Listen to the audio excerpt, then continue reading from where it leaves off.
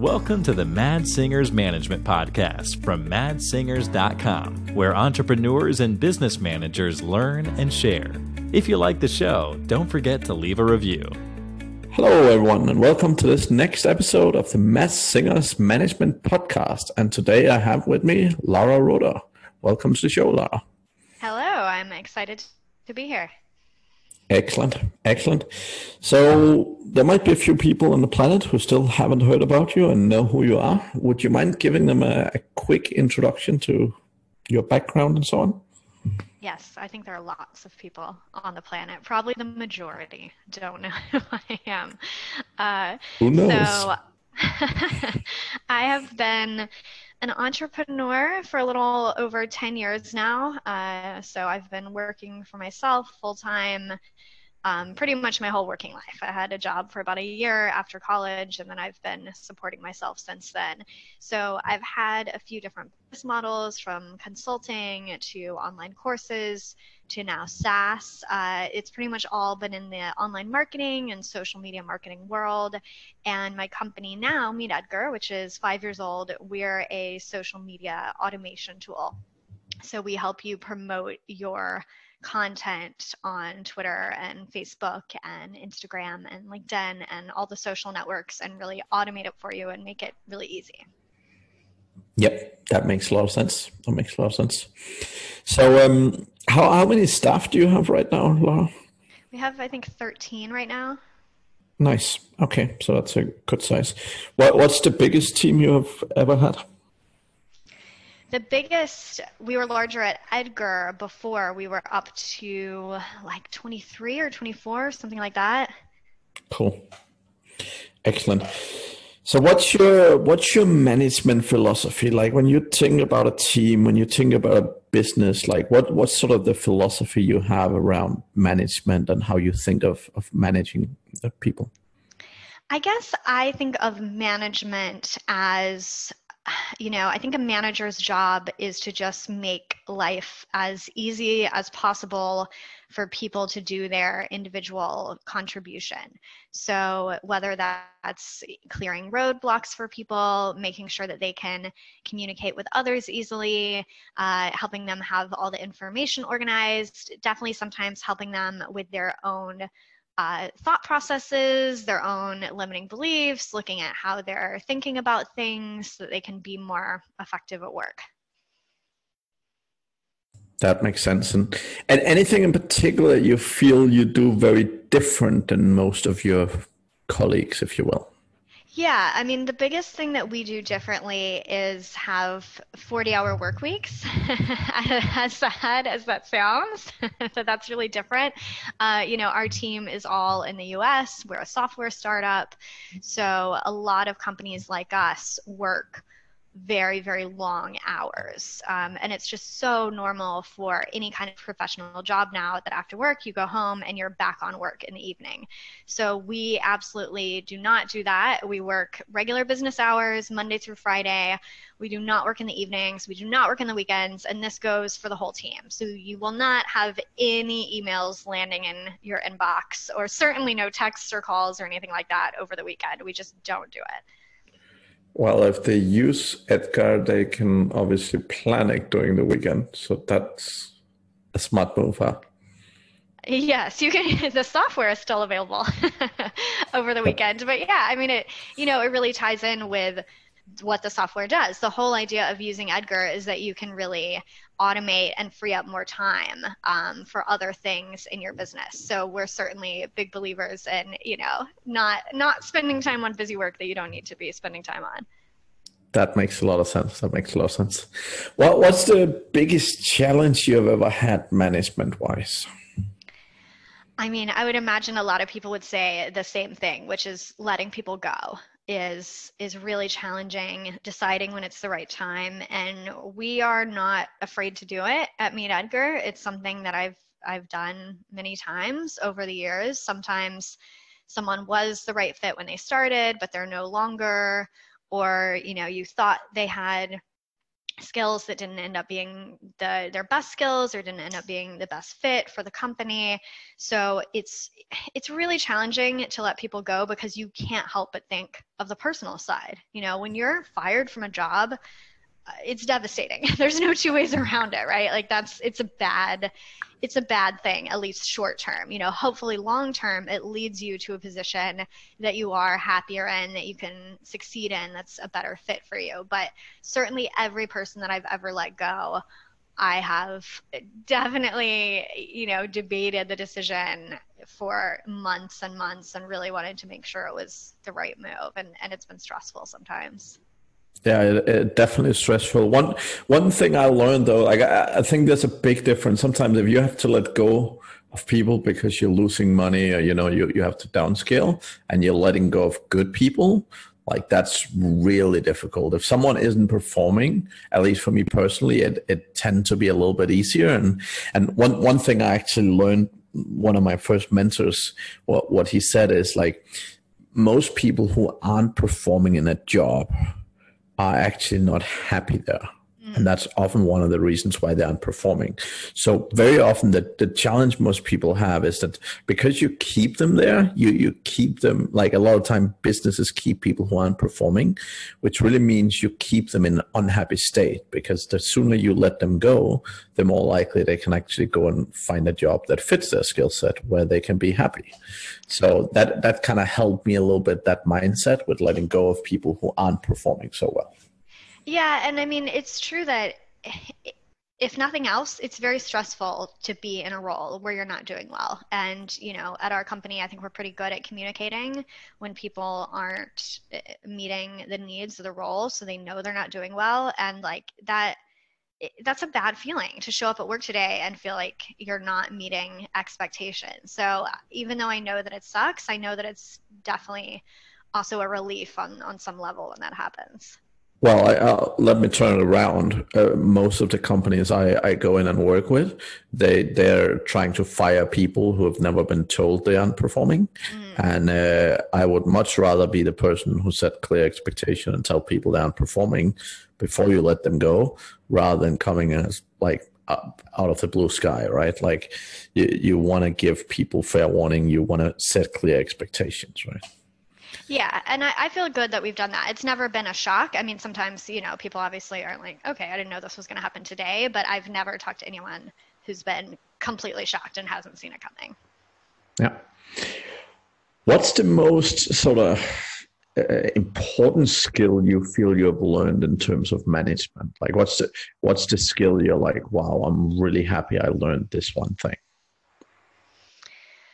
I mean, what comes to mind is just how different people are, and that you're going to be really frustrated if you expect humans to all act the same, which is often humans acting the way that you do, you know, is what we want. We're like, I see things this way and I have this attitude, or when something bad happens, this is how I respond or how I deal with it. And, you know, every person has like positive and negative traits, right? We always talk about this when we're hiring, because when you're hiring, you can really fall into this trap of thinking that you're looking for the perfect person.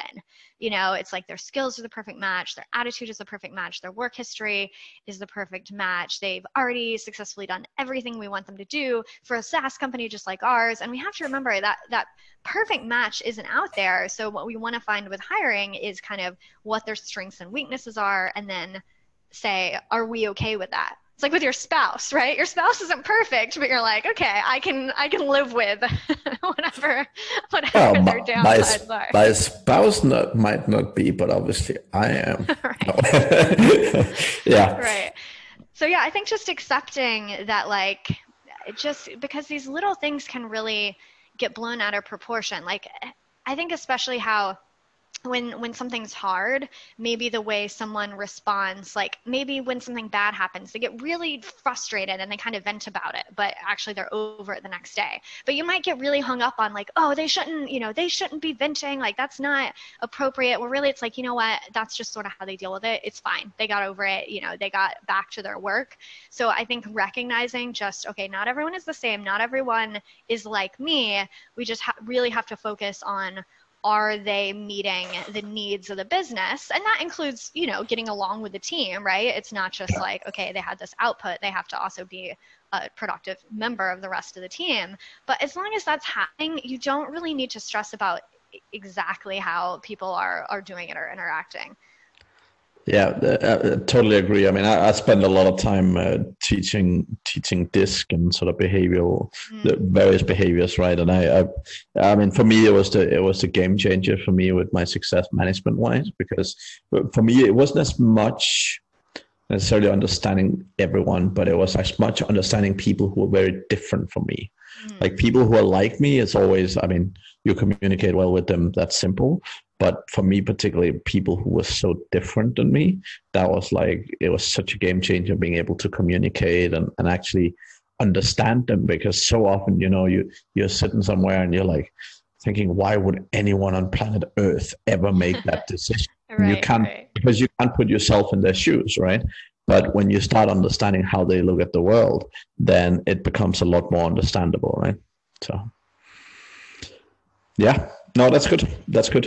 And I think, particularly in strengths and weaknesses, right? Like I think as leaders, leaders like portraying themselves like perfect people, and that's one of the things that I'm kind of trying to make up with. So, what do you consider your own key strength and your own key weakness?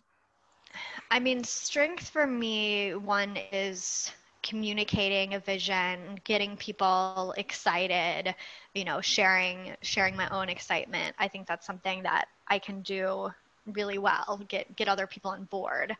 A weakness for me actually is dealing with kind of the human non-work side of people, I guess.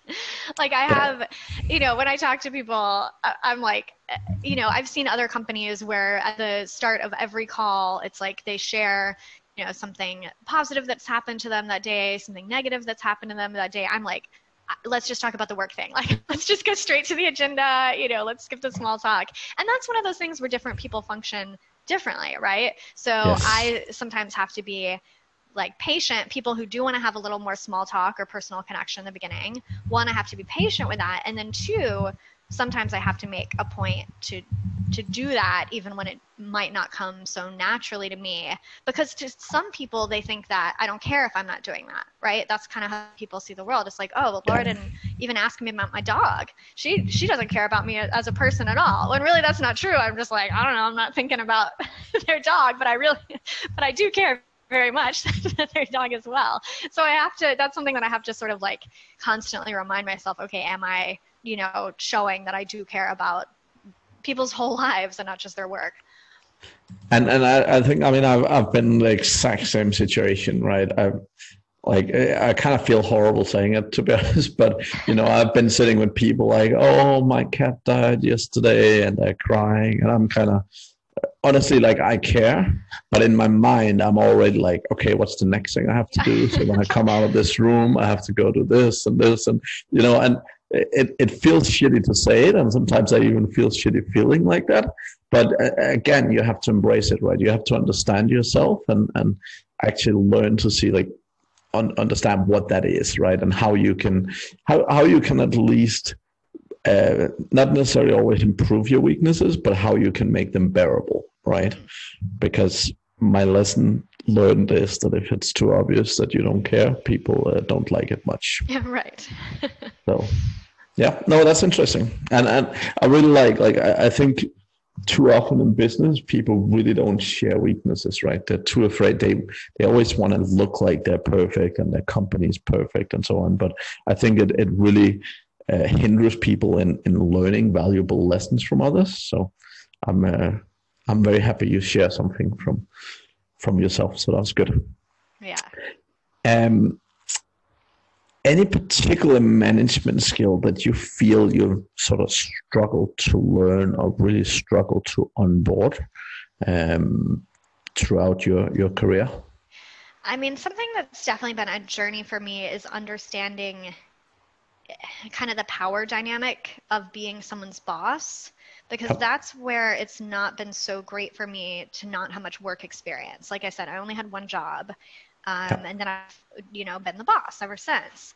So I don't have a lot of personal experience kind of navigating that relationship of someone else being my superior. And I think a lot of people, when they start working for themselves, it's easy to forget that the people that you manage, that there's just like inherent stuff in that relationship, like that they want to put their best foot forward for you, that they might have a really hard time criticizing you or criticizing your ideas. A lot of leaders be like, oh no, I tell people all the time that they can criticize anything that I say. But they don't realize that, just saying that is not really enough, and that it's just inherently going to be really challenging for people to criticize the person who can fire them, right? That's just the reality of it. So I think it's a weird one, kind of trying to have more empathy for how people see you, and knowing that kind of like you sort of have to be the bigger person in assuming that any like communication problems that they're having, to not worry about it. I feel like I'm not saying this in a very clear way, but like, I guess what I'm saying is, if they're having trouble approaching you about something, you can't be frustrated about it, or like, oh, well, I just told them that they could approach me. I think you really do have to treat it with kid gloves and really give them a lot of leeway, ask people over and over and over again, and just know that that is part of this power imbalance that is just inherently there. Yeah, and I would say, like, in Asia, I have a big part of my team in the Philippines, and I would say it's probably even more prevalent there.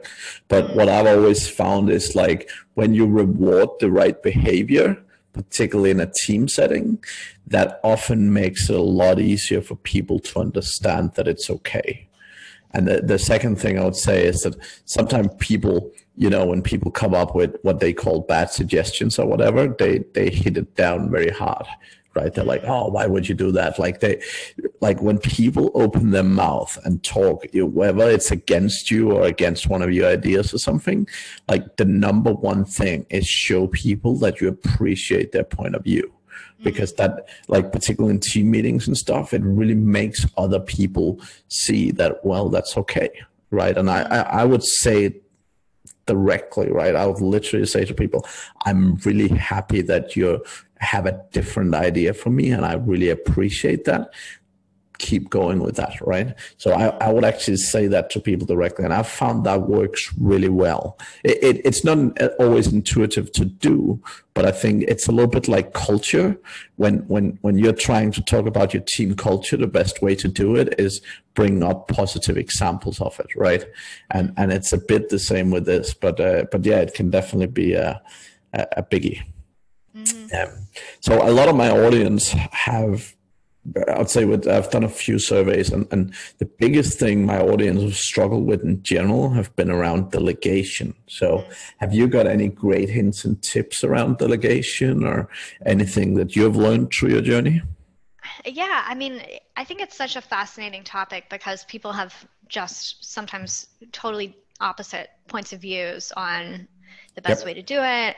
And the way that I view it, I actually don't even love the word delegation, because to me the word implies that it was my task, I delegated it to someone else, and then it's going to have to come back to me because it's still my task. You know what I mean? Like that's sort of an implication of the word, is that I'm delegating my own task, as opposed to the way I like to view it is just that different people own different objectives in different areas of the business, right?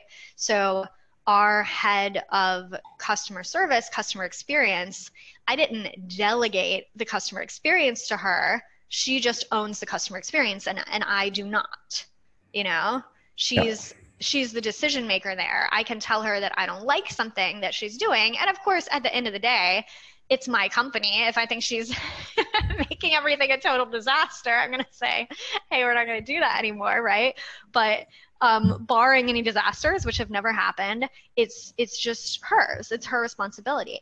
And I think you can do this a lot sooner than a lot of people think. A lot of people have this idea Yes. like, okay, when my business is bigger, I could do that. Or after I've trained people for years and years, I could do that. And I love questioning people's assumptions about this because people often believe it about the silliest things, and it becomes really obvious when you make them say it out loud. I've met people I'm like, okay, what do you do that you hate doing that someone else should be doing? And they'll be like, oh, well, I really hate, like, I have to download these receipts from PayPal and then I have to like reconcile them. And I'm like, okay, so no one else could do that. So they're like, well, there's this like special way that I put it in a spreadsheet. So I'm like, okay, out of all the billions of people on this earth, like, you think that you are the only one that can download the spreadsheet from PayPal and like put it in this other spreadsheet.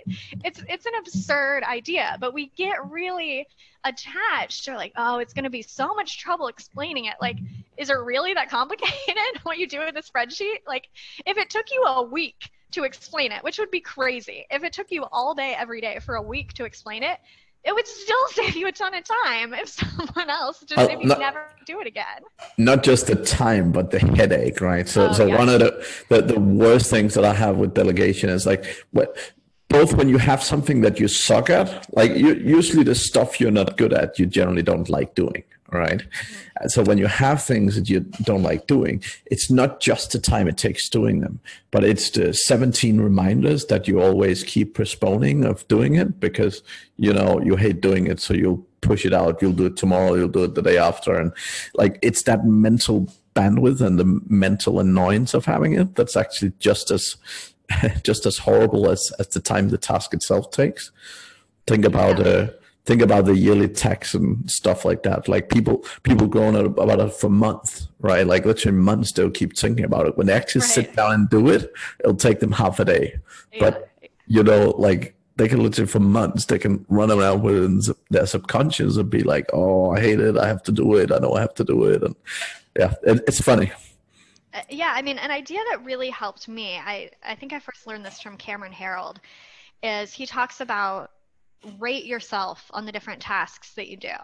And, the highest rating is excellent or something like that. And the lowest rating is incompetent. I remember you give it a little letter. So it's like I for incompetent. So you write down, so when you start your business, right, you're doing everything. And so there are some things that you do that you are incompetent at. And it's a great way to look at it because it's like, okay, if I hired someone else to do this and they were incompetent at doing it, I would fire them. I would find someone else to do it. Like if I'm doing my own bookkeeping or writing my own blog posts or whatever it is, and I'm incompetent at it, the results are really, really bad. And like you said, Shirley, I hate doing it. I put it off forever. Maybe my taxes are late because I put something off, right? It's so silly to keep giving yourself tasks that you're incompetent at. And it's obviously going to hinder the growth of your business.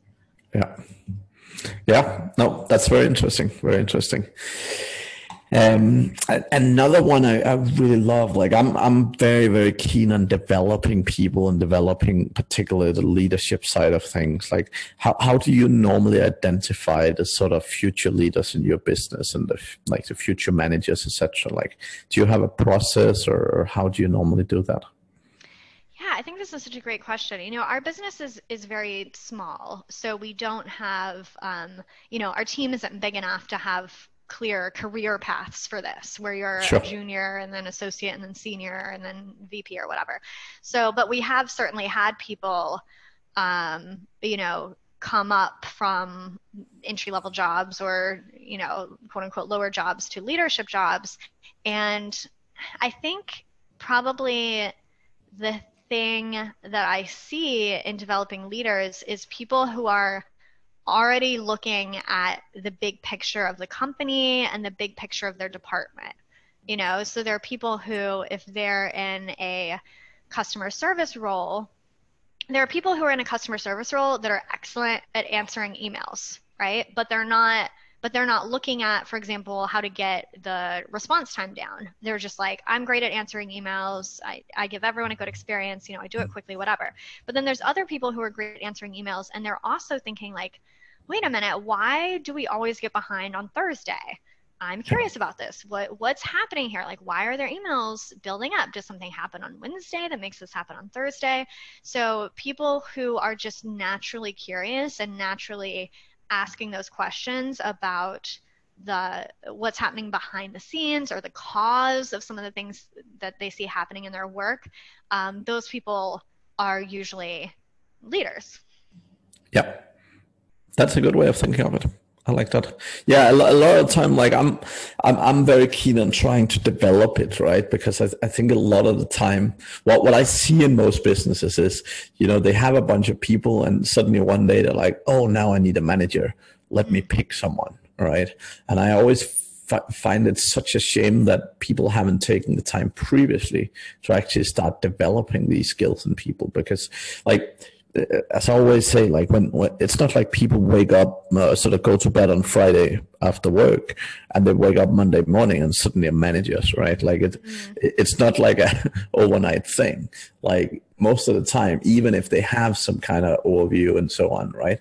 Actually, like getting them to think management and getting them into the mindset earlier puts you at a huge advantage, right? And I always spend a lot of time, like also when people move into management role, like actually giving them training, giving them support, because I see it in all companies I work with. Like, they push people into management positions, they push people into a management role, and then they buy them courses on SEO and PPC instead of buying them courses on management, right? And it's such a shame, because for most people, it doesn't take a lot to make a huge difference, right? And even showing people, like getting them a book or getting them some good books, like even that's like acknowledging to people and say, hey man, I know you're brand new at this. I don't expect you to be amazing at day one, right? But let's work on it and let's improve together. That's that mindset for me is very, very important. So. Yeah, and I think at our company we've seen that our leaders or managers often have the strategic side more naturally, and then we're helping more on kind of the people management side of how to do criticism well, how to help people improve in their jobs, what sort of boundaries you need to set, and that's all thanks to Sarah Park, who's the president of our company, and she's been with us from day one. Those are skills that are really strong for her that aren't as strong for me, and she's always made it a huge priority in the business to make sure that people can have effective conversations with each other, basically. Awesome. What are you generally doing? So when you have managers within your business, right, what are you generally doing to make them perform or make sure they're performing as managers?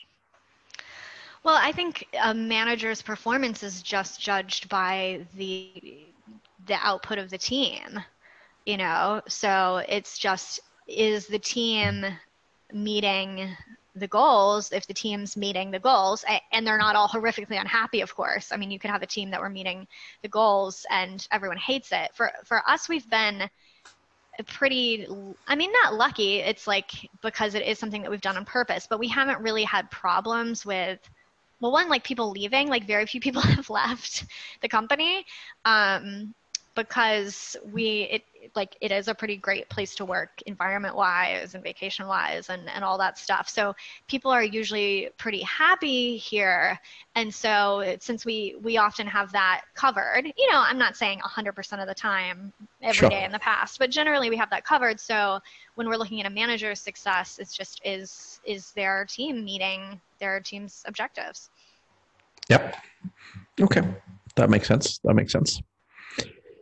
Now, again, talking about some of the things most people don't talk about, what do you consider the biggest business risk at the moment to you guys? Like, what are the sort of things that the management team would think about mitigating, and if they are, from a business standpoint?